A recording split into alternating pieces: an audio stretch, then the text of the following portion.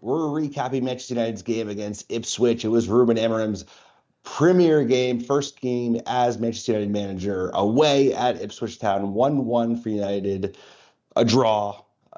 Not a great result, not a great performance, but a little bit of a look into what is coming down the pipe from Ruben Amorim. We saw the 3-4-3, three at the back, worked a little bit. Team was a little shaky in possession, even worse going forward. But either way, we got a point, an introduction to what Ruben is likely going to try and do at Manchester United this season and going forward.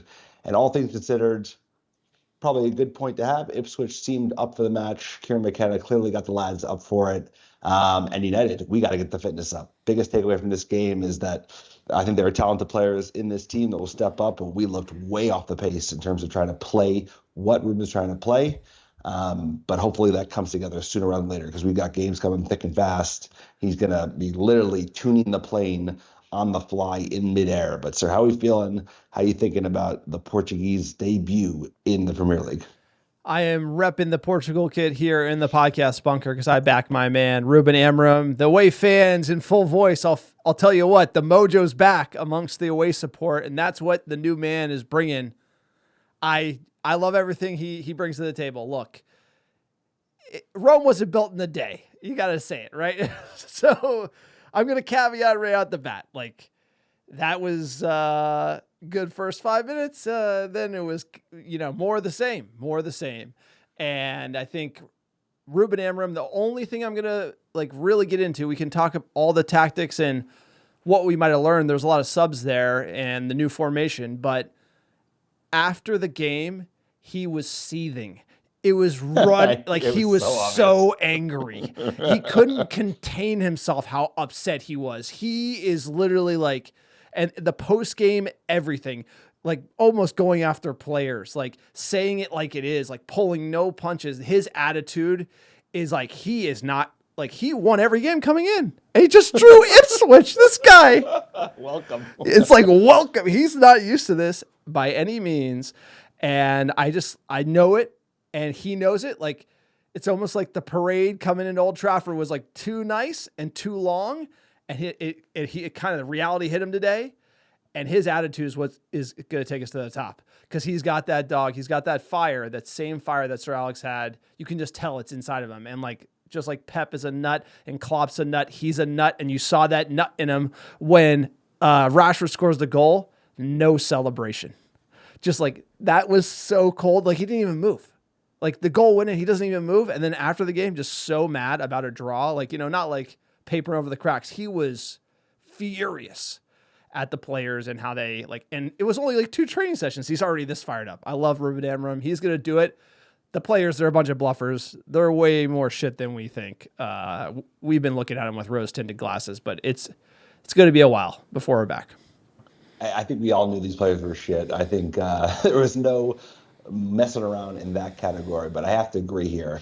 That was the one takeaway where I was truly positive. He was never going to be expected to work miracles coming in, a couple weeks ago, 2 training sessions while the players are at international break. But the way he is seething on the bench throughout the first half, seething at halftime, part of me was damn, I think he's looking at the league and saying this Ipswich team is fighting relegation and they are probably better than 90% of the teams you're going to play in the Portuguese league. And at the same time, disappointed in the level of effort his players are putting out, disappointed in the level of fitness his players are putting out. But I 100% agree. He's got the temperament. He's got the standards. I think he's going to get there. But yeah, that was my takeaway as well. Is holy shit, does he look pissed? He's going to have to get used to the circus that is Premier League, right? That Ed Sheeran showed up for his Q&A with Sky Sports and he was furious about that. And you know what? I like that too because it's a different expectation at United than Sporting. He'll find his rhythm there, but this team, it's going to take a while.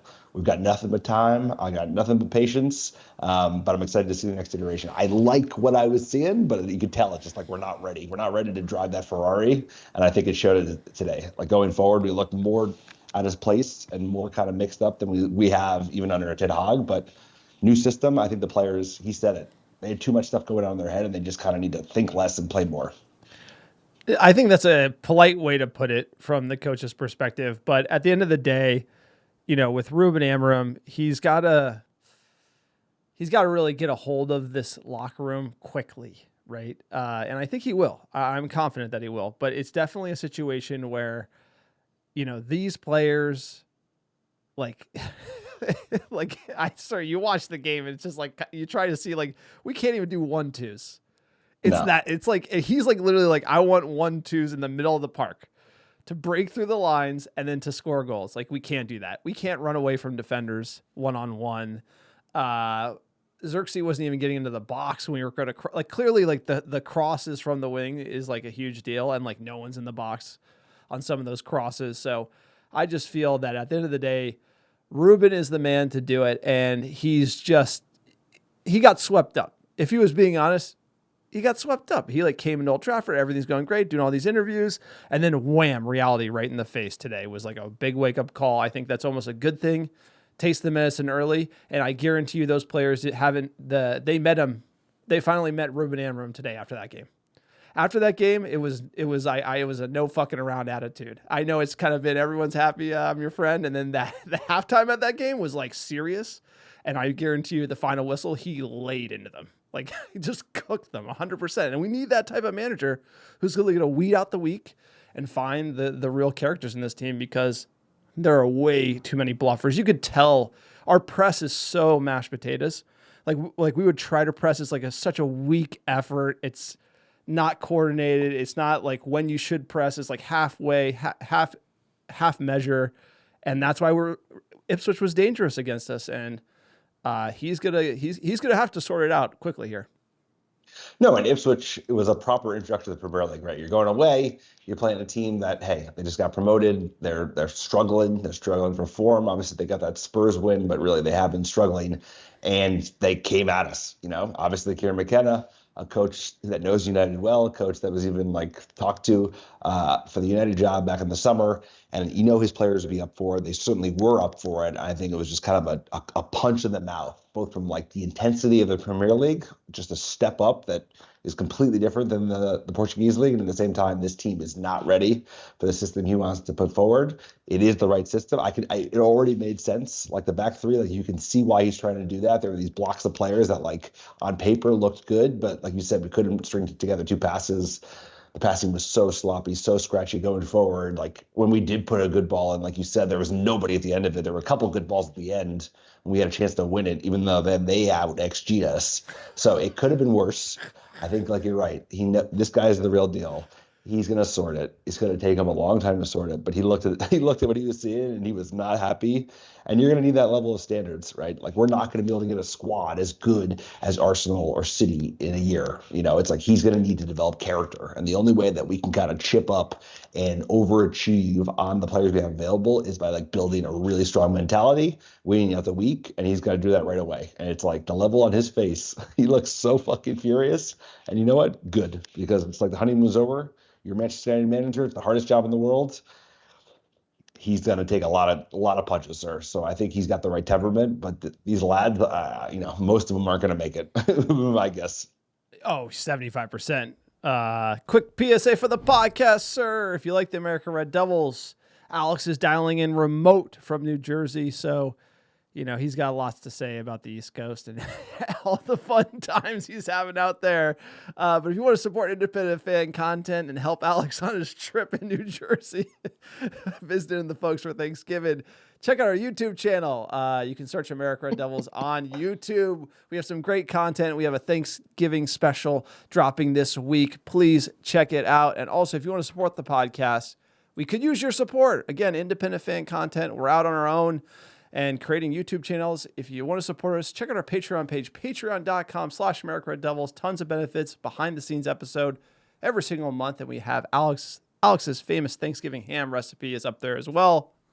And if you want to support us even more, our Patreon isn't your thing, check out our store. We have great trucker hats, shirts, scarves, Viva Garnacho scarf, Glazers Out scarf, Utica Air Disaster Memorial scarf, tons of great merch, beanies for the winter, etc. We're also having a Black Friday sale, 30% off all podcast merch. Please buy some swag, support this great club, support this podcast, and also check out our website, americanreddevils.com. Sir, tell them about iTunes reviews. iTunes reviews and 5-star reviews, the American Devils podcast, wherever you listen. It's a great way to support the pod. It helps us get found organically by other top Muppets like yourself. And we're giving away free merch. All you have to do is write a 5-star review on iTunes or Spotify. And it's getting a screenshot of the review to americanrevels@gmail.com with your mailing address, and I'll personally pick back and ship some free ARD gear, send it right to your door anywhere in the world, sir. They weren't 5-star Reds today, but hey, Ruben has arrived Ipswich away. That felt like a proper fixture. Let's get into it. All right, we had Onana in net, Johnny Evans, DeLitt, Mazraoui back three, Diallo wingbacks, Eriksson, Casemiro midfield, Garnacho, Bruno, and Rashford front three. What'd you make of this formation, sir? It's new, 3-4-3.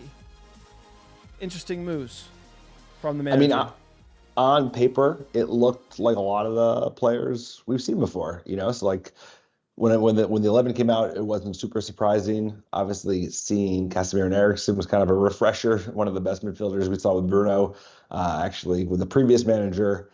But on paper, it seemed like a normal 11. I was very curious to see who would kind of fold into that wingback position. But no giant shockers until kind of they started forming up in that 3-4-3. So what was your take when the lineup dropped? No Mainu, no Mount, Eriksson, Casemiro. I didn't hear that he was hurt because he was in training, but Eriksson, Casemiro midfield, that one's like, uh-oh. Ugarte, he's got to play, right? And then, I did like the Diallo. I was surprised at Evans getting the nod. Obviously, Shaw fighting fitness. We did look much better when Shaw came in, but we'll jump into that when we get into the breakdown for the game. Serge coming out in the first half. United came out hot, and we got our goal. Second minute, Ruben Amorim on the books. What a way to start here. You love to see it. Manchester United, which they seek to do now on the floor, albeit with Diallo, and there's Rashford. It's an extraordinary start to the brand new era. A goal after 80 seconds of Ruben Amorim's tenure, and it's scored by the man who probably needs more of a boost in Manchester United red than anyone else, Marcus Rashford. In Manchester United faces, they play the ball through the floor, really well. What do you think of this goal, sir? What's not to like about this goal, sir? Ahmad gets free, runs at pace, beats his man on the right wing, puts in a nice ball, and deft touch from Rashford to finish home under the Ruben Amorim era, sir. Early, second minute, early goal, electric start for Manchester United. At this point, I was losing my fucking mind, assuming, oh my God, we're going to be drinking and eating well tonight, boys. But you know what? I wish we could have kept the pace up, but it was an electric start and a great goal from Rashford and a nice feed from Ahmad. But hot start for Ruben's men. And Ahmad, that's all I'm going to say. I think he might be our best player right now, other than Onana, right? At least in this match, he gets it. Like whatever Ruben was telling everyone all week, Ahmad got it because he was like to the point, taking people on, cutting inside, crossing. Again, getting the assist for the goal. I feel like everyone else was kind of still in study hall. Ahmad was like ready to execute, and he's going to feature for the manager. And great for Rashford to get his goal. Not an easy finish, kind of awkward inside. Rashford of the past couple of weeks probably misses that, but he slots it home. 18th minute, Garnacho had a nice chance after a good one-on-one, and then 40th minute, great save from Onana. Unfortunately, Ipswich were building into the game, and then they were knocking. It was coming. I had the tweet being like, we need to get it at half. We got to get it at half. I was like, we got to go. We got to go, guys. We got to get it at half. And unfortunately, a banger from Ipswich. Hutchinson. Burns. Hutchinson trying to curl it, deflecting it in. Ipswich Town with a big moment on their... I mean, that's just a hell of a goal. Obviously deflected from Mazraoui, but still, that had some whip on it. Found the net. They were building into it. Unfortunately, Ipswich, we were hanging on. It was like United. It was shit. Football's back, baby. Shit football came back for 15 minutes, and we were just hanging on to Ipswich, just wave after wave. It's like, come on, right? There's going to be shit football, boys and girls. I hate to say it. It's like these are still the same players. And you know what? It was coming. It was coming. I was feeling the same way. I was like, if we could hold out that first half and allow to Ruben to reorganize the lads and like lay into them, I thought we had a good chance to kind of steer on the ship in the second half. But they deserved the goal. A bit of luck with the deflection, but it was a good take, well deserved. And at that point, it's game on. But that's when the Ruben he really got pissed at this point. When we could see this goal, like kind of the rage at his face turned from 10 to 11. No, He was so bad. He was in the first, like what he's trying to do, they're not doing. I mean, and you could tell some players were trying to get up and press high and win the ball high. We did horrible at that today. The Ipswich just played around us. The midfield was kind of a mess. And then we saw Ruben make a ton of subs. And look, here's the deal. He has a great football IQ, and he's learning. Coming out at half, 52nd minute, Onana had another nice save. Delap had made a great run. 56, as he starts changing up with Ugarte and Shaw for Casimir and Evans. Look, this like the Luke Shaw sub for the left center back changed things completely. It made sense. Like when he talked about the idea, I feel like having Mazraoui on the right and Luke Shaw on the left with Delit, it made a lot more sense. There was much more balance in the team. Delo didn't really do much going forward, but Garnacho was kind of getting involved on the left-hand side. So I felt like, all right, if Shaw can get fit, I see this. It looks a little better to me. Yeah, I think you have a player who's actually playing in his position. Obviously, we've been a long time since we've seen Luke Shaw. The last game was that final in the Euros, and he was fit for purpose. Whereas Delo has been playing out of position so much under the last manager that, I think even Ruben said it's going to take a while for him to unlearn that. But it did look like it made sense. But United were still so clunky going forward, and still had a lot of difficulty kind of passing through the middle.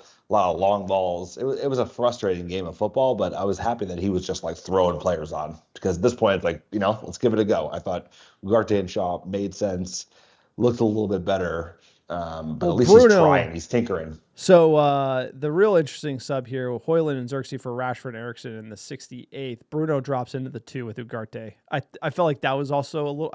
It's funny because Bruno looked better dropping deeper into the 2.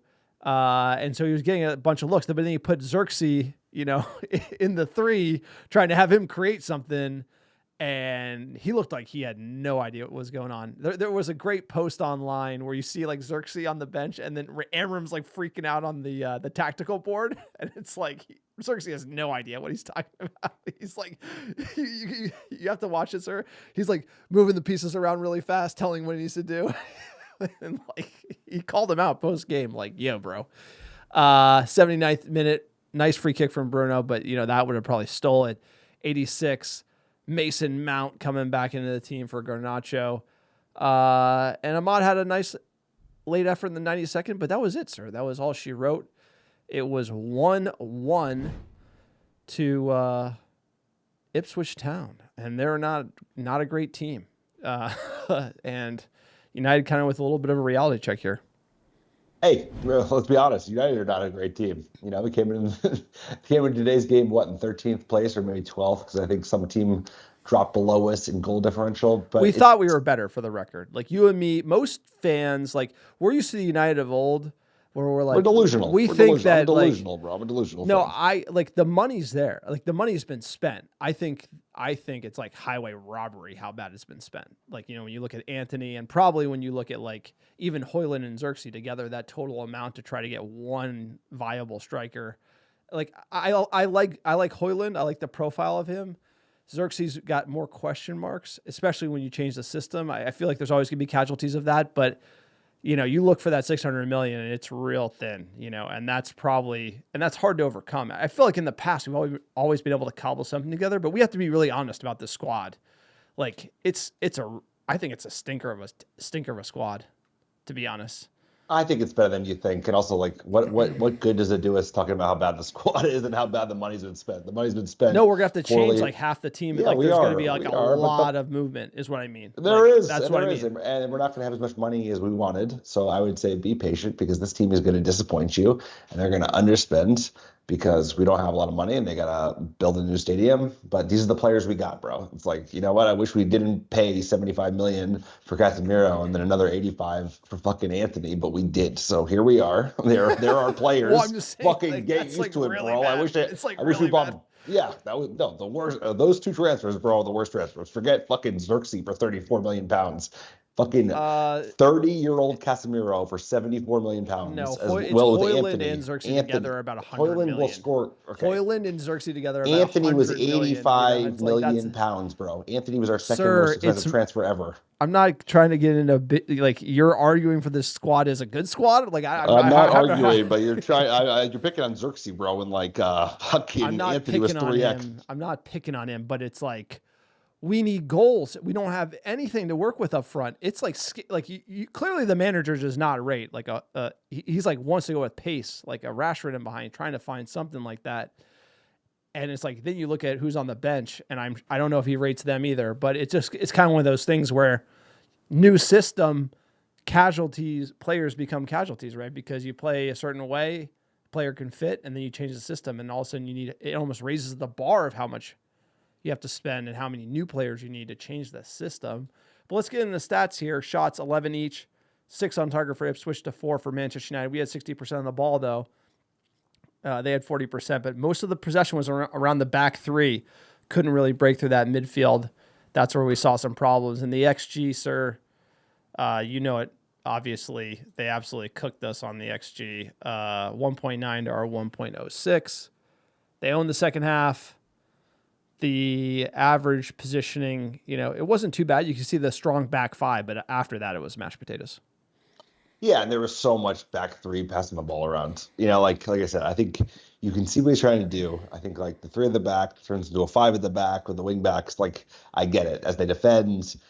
It made sense. It just looked like the team didn't know how to play it yet. It looked like they had too many things going on in their head. The fitness issue has been there, right? Like this team has not been fit even under the last manager. So a lot of those things persist.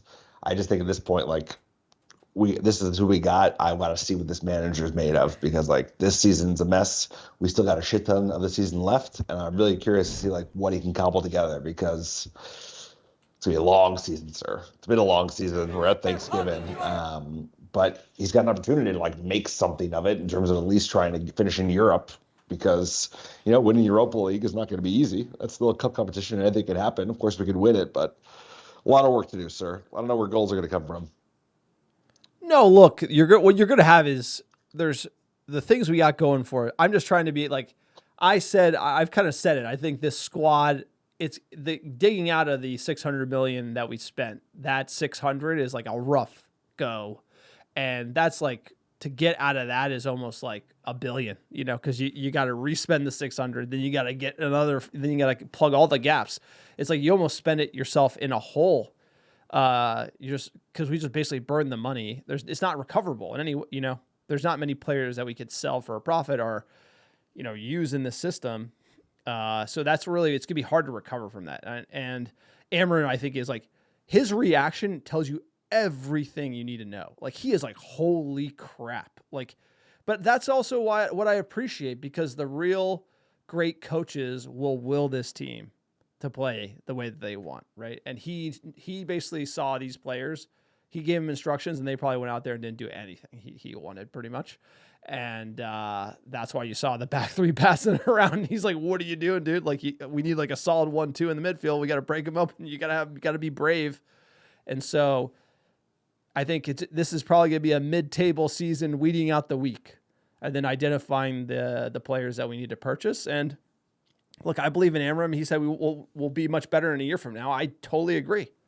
It's just how much money and how many players are we going to need for me is the big question mark. But I really like Amorim. I like everything he brought to the table.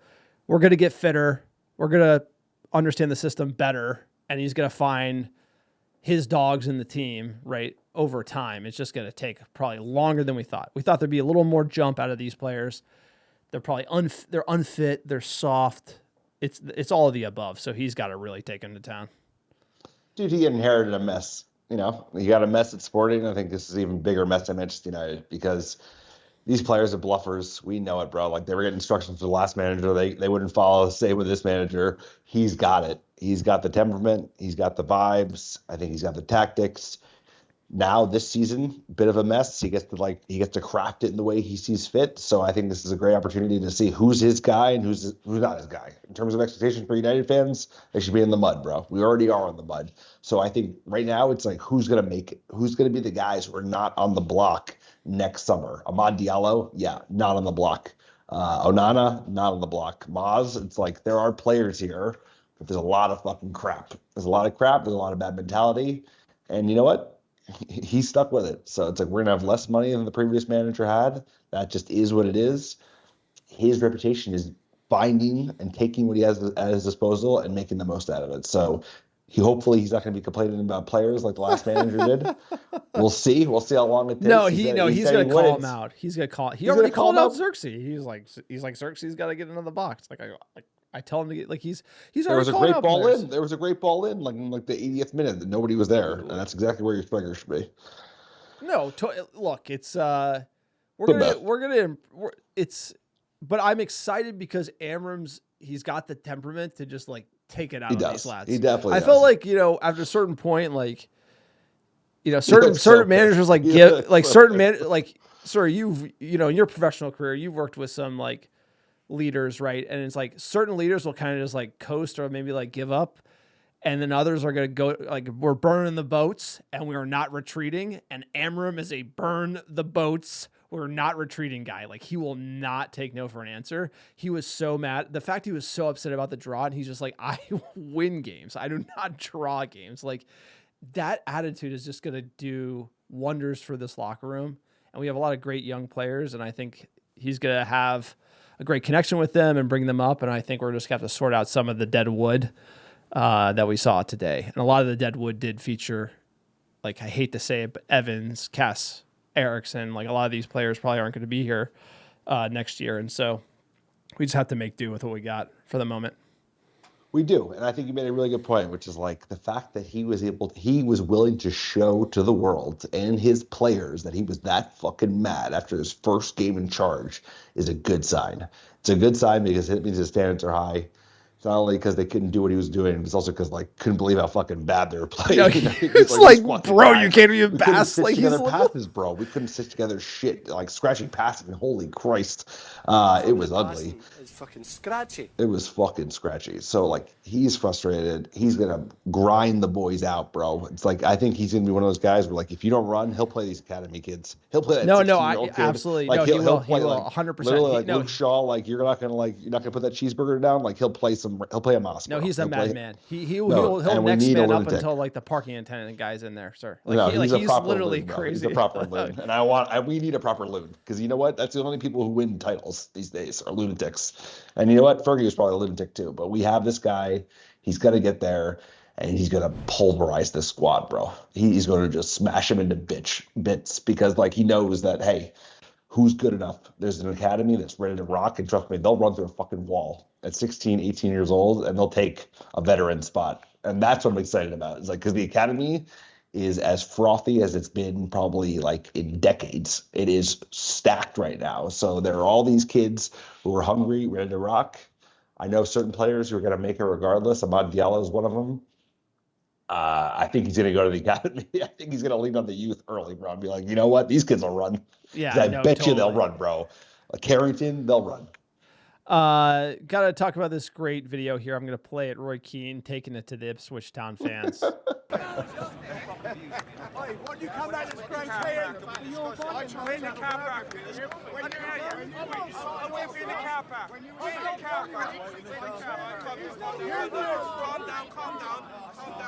Like, I don't know what was going on with Sky Sports, but it was pretty funny. Roy Keane, basically, some Ipswich Town fan was like talking shit, and then Roy Keane says, "Hey, wait in the car park. Wait in the car park." like it's like, you know what? Like, We need a little bit of that at Manchester United, like that. We didn't have a wait in the car park mentality today, and that's really what it comes down to. I love Roy Keane, one of the greatest ever doing. The fact that he's like 60 years old and like telling fans to wait for him in the parking lot, like Happy Gilmore. It's like, let's go, let's go. And you know what, John, that brings up a great point, which is like, bro, the most disappointing at this point of this whole fucking match was at the end of the first half when like Delop, the other player on Ipswich, bodied our boy Maz and like bodied him. Should have been a yellow card, like off the sideline.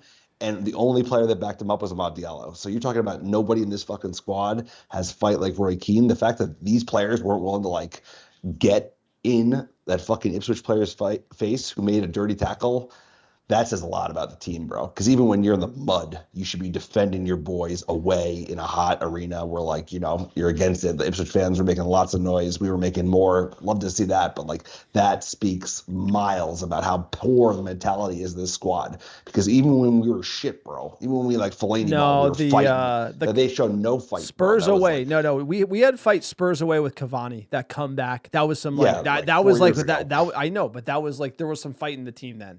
Like there that you saw fighting that moment, spirit. So that was sad, bro. That was bad. No, of course. All right, jump into fan questions. What do the American Red Devils got?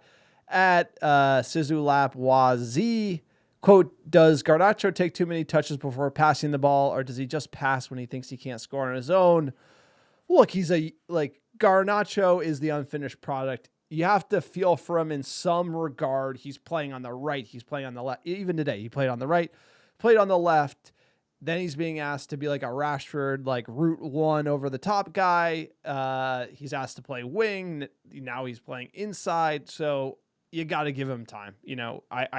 There's a talent there, but there's been too much going on at this club, and he's been shuffled around so much that how are you going to get the best out of a young player if you're moving around this much?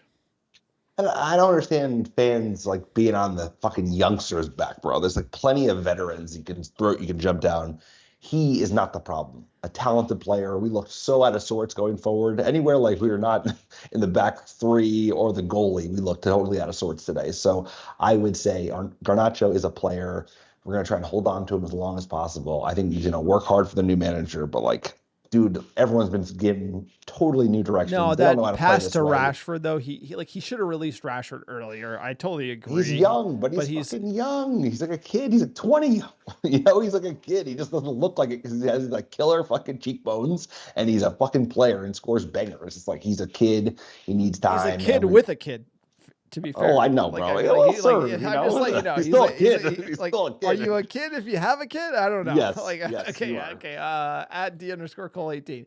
Team of bluffers and retirees: Erickson, Old Casemiro, Ancient Brunos, 30 Delo, Magoo, Lindelof, Rashi, Shaw, all been shit for years and still cashing checks. I'm sick of the bullshit and PR for patience. Some soft shit for over a decade and 6 managers now. This team needs gutting top to bottom. Gut them top to bottom, sir. What do you think? I take pleasure in gutting you, boy. It's going to be a while. I would say be patient. I'm excited to see who breaks through. I'm excited to see who makes it. I do believe in this manager. Like the level of just like fury in his face was satisfying. I must say it was satisfying because he's like, that's how I felt the last like 2, 3, 10 years. So he's one of us. Look at what team he left. Look at the team. He left. City, they bro. did. They like crushed City. They haven't lost this year. And they worked so hard. By the way, they worked so hard. They worked you watch how they played. They worked so hard. Like they looked so fit. I watched that game. Oh my god! They were killing themselves for that manager, bro. No, but like. We got our burn the boats manager, and he's gonna burn the mother down, bro. Like, I'll tell you what, Manchester United probably been a real fun place to play at for a while. Real fun. Like Captain Bruno and like everybody having fun and like just like, oh, we wish we could try hard, and it's like that's gone, bro, because it's no players team. It's Amorim's team, and he's gonna make it known, and it's not gonna be a fun place because he's gonna like. That's like going to be like high school football in New Jersey in the summer 3 days. That's like how rough it's going to be. At Amorim's record, quote, first match I've enjoyed in a while. Yes, same old United, but I saw the idea and I'm all in. Excited to watch this team be molded into Amorim's image. that's a great point, because one thing he did say post game we haven't talked to is he's going to push this team to try, and that's going to yield worse results, but we're going to learn and be better for it next year. I thought that was a really great point. He's like, I'm not going to come in and play just like, Big Sam hoofball just to get results, and then we don't learn anything. I'm going to push this team to learn how I want to play. I thought that was a really good point he made. It's the right move, right? Because right now he's trying to see who's legit, who's got staying power. Like big names think they got staying power, but he wants to see who can step up, who's willing to run their asses off, and who's willing to listen to the manager, even against their better instincts, just to follow what this guy is trying to do. So I think that's the way to do it. I see what he's trying to do. Like that. It's so funny. It's like fucking Ten Hag was here for 2.5 years, and I still have no idea what he's trying to play. This guy, like, I get it. And I'm not talking shit. Literally, you can see it. It makes sense. We're not there yet, and it's both in the sense of this team is not fit enough, / I'm not sure all these players are up to it. I think it honestly play a simple pass, dude. I think it's more fitness. But no, what I'm saying is, like, I see the style. I see what he's trying to do. I see how it could. But you really see the work Sporting play, like when you see they work so hard, bro. Dude, They also like some so of the passes, the cojones to like pass the ball in those spots is just like, no, oh they my play god, fearless. it's like it's fearless passing, bro. And United, pass. it's like we're just dicking around with the ball at the back three, and I'm like, I don't know, like you make a scary pass. I don't want to make a scary pass. Like it's like that's just like this team. It's like, dude, it's like you can tell, like just go for it, dude. Like you're being paid millions of dollars. It's Ipswich. It's not like you're playing Barcelona in the Champions League final. I can understand. Like you might want to hold on to the ball. It's like it's like so bizarre. It's a little bit. There of were that moments too, bro. There were moments where like it didn't even make sense. Like we went back to the back three instead of trying to at least like cut through the mid, and we actually cut through the midfield a couple times, more than a couple times. And then when we did, we didn't know what to do with the final third, but like they were vulnerable if we could figure out that second pass, but we just we kept deferring to passing back a lot of the times or sideways. And it's going to take a while to kind of like debug this fucking team, if it's even possible. Dude, we need like shot callers when we pass backward. It's like that bad, It's like there were so many it's like you need like a buzzer and be like, this is like fucking Ipswich, bro. Come on, go for it. Last one here at STRCRM02, quote, Ahmad should never be on the bench again. He has drive to win the game. Didn't settle for the draw. Unfortunately, Amorim has a lot to figure out with this group of bluffers and fitting them into the system. But look, it's a new day. Like Rome wasn't built in a day. We can't expect him to like completely turn this team around. I just thought we could be like a little better. I honestly think this team just isn't fit. That's like so scary. Like the fact that we were just like not like trying to run and running back and defending, like we just don't do it. So therefore now we don't like what have we been doing for the last, like we just don't run back and try to defend. So we're just out of shape. It's just like such a weird concept, but I am excited that Amorim will bring us back to the promised land here shortly. I think most of it was fitness. I mean, there was definitely an element of like new tactics, but like we just looked like we couldn't keep up what he was trying to do. So let's see how much of this is fitness. That should shake out over the next 6 weeks. That should shake out by the end of the year, right? The calendar year. So you probably need 60. You probably need 60 days to really see the crank up. But no, it will get better. Sir, what a pod. What a day. I know you're in Jersey. How you holding up, we were having a laugh about I'm headed to Hawaii tomorrow. You're out in New Jersey. You're big up in New Jersey over the beaches of Hawaii. How's that going? Big up. It's nothing to do in New Jersey, bro. I'm like, my brother famously said, you take your children anywhere on vacation. It's not vacation. It's a change of scenery. And yeah, sir, I got in a car accident today, bro. Florham Park cops, they were Johnny on the spot. It's going great. It's going great. My boys are here. You're in the trenches, sir. You're in the trenches. In the mud, bro. In the mud. You're in just the like the team. You don't wear it on. Don't wear. If you're for all of our YouTube audience, you can see it. It's wearing thin on Alex. He looks like he's on the ropes here. He's hard years, bro. These Jersey years are hard years, bro. I'm in 2 days. I'm in here 1 day. I called you up on the Skype here, and I was like, "Sir, you look like you aged 10 years in a day. Like New Jersey already got you. Cooking me. Got you. Tell you what, bro. People got the elbows out here, bro. They're barking at you. Get off the airport. Get out of the airport. They're barking at you. Where are you going? I'll tell you what. You've been living in California California too long, you're soft. You got to sharpen those elbows. You got to start, pushing people around like that old line back in high school you don't football, even know, baby. bro. You be back Hit the there, you be sled. fighting people. You I'll be tell fighting. you, You losing your mind, no, bro. but it's losing like it. you can't get pushed around. You get in line, and you go somewhere in New Jersey, like California, people stand in line. New Jersey, they're like pushing you around. They're getting one on you. Don't worry, Like, that came right back. That came right gotta back. hit Don't the worry. sled like high school football. My instincts are pure, bro. I'm a pure New Jersey fucking heathen. Let's go. Doing Let's great. go. All right. Well, hey, we hope you have a great Thanksgiving. We hope all the American Red Devils around the world have a great Thanksgiving. And if you don't celebrate it, you just have a great day. Eat some turkey if you can. Have a nap. And obviously, watch Manchester United. We're going to be dropping a Bodo Glimp preview this week. And then we're going to both be remote dropping the podcast. Jersey to Hawaii, hell of a time change for the remote Bodo Glimp pod. I think we're going to see a lot better team. I think Amram's going to yell at him to the point where he's going to straighten some backs. We're going to see a lot more running from this crew. And you know what? Thanks for listening to the pod. If you want to support us, check out our Black Friday sale, americanreddevils.store, from Friday to Saturday, 30% off the whole store. Grab some merch, support the pod. It's a great deal. Also, big shout out to our top 10 cities last 7 days. Los Angeles, California, Dublin, Ireland, New York, Chicago, Illinois, Brooklyn, New York, Charlotte, North Carolina, Melbourne, Australia, Houston, Texas, Philly. Don't gotta love, sir, you should go to Philly. You're in New Jersey, you should go to Philly as well. Philadelphia, PA, Manchester, Keep laughing. UK. Keep laughing. You can go visit Philly. Keep laughing, bro. Yeah, why don't I just go to the moon? No, I'm just like Philly, yeah. You go. It's the only place. Drive down there. You can visit the they got Liberty more Bell. attitude than Jersey, Sir, bro. You can drive down there and visit the Liberty Bell. How about that? Yeah, Dino's. Yeah. All right, we're gonna leave you with "We've seen it all. We won the lot. We will be there." Ruben Amorim. The era has begun. Hope everyone has a great week, sir. Thanks so much for dialing in remote on the East Coast. Get that ham. Let's go. We appreciate all you. Have a great week. We'll see you soon.